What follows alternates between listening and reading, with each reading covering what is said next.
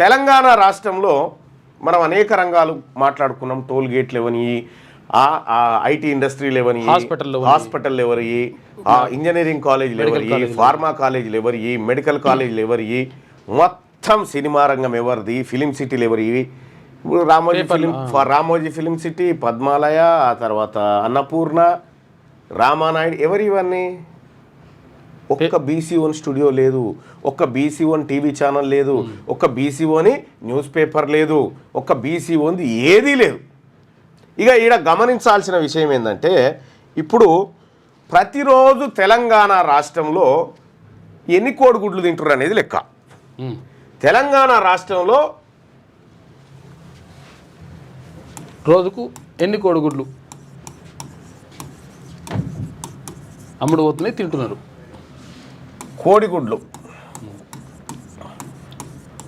తెలంగాణ రాష్ట్రంలో ప్రతిరోజు 5 కోట్ల కోడిగుడ్లు, 5 కోట్ల 4 లక్షలు, 5 కోట్ల 4 లక్షల కోడిగుడ్లు కన్జంప్షన్ చేస్తున్నారు. ఉత్పత్తి కూడా గంతే ఉంది. రైట్. చికెన్ వెనకాబై తింటా, సుగునాయి తింటా, 750 టన్నులు ఒక రోజుకు. 750 టన్నుల చికెను, 5 కోట్ల 4 లక్షల కోడిగుడ్లు. మొత్తం తెలంగాణలో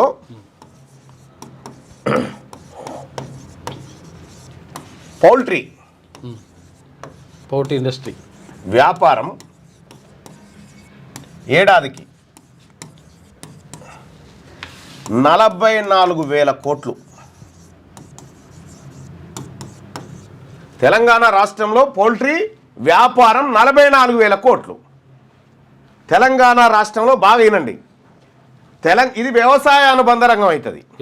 వ్యవసాయ అనుబంధ రంగంగా దీన్ని గుర్తించి తెలంగాణ రాష్ట్రంలో 44,000 కోట్ల రూపాయల కోడిగుడ్లు చికెన్ వ్యాపారం జరుగుతూ ఉంది ఏడాదికి. ఈ 44,000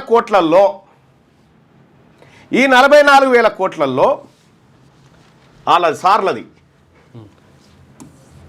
ఓసీల వాటా 39,600 కోట్లు. మిగిలింది ఎంత? 39,600 కోట్ల రూపాయల వ్యాపారం ఈ ఓసీలే, అప్పర్ క్యాస్ట్ వాళ్ళు. కోడిగుడ్ల వ్యాపారం కడగుడ్లేడు ఆఖరికి మనోడు లేడు.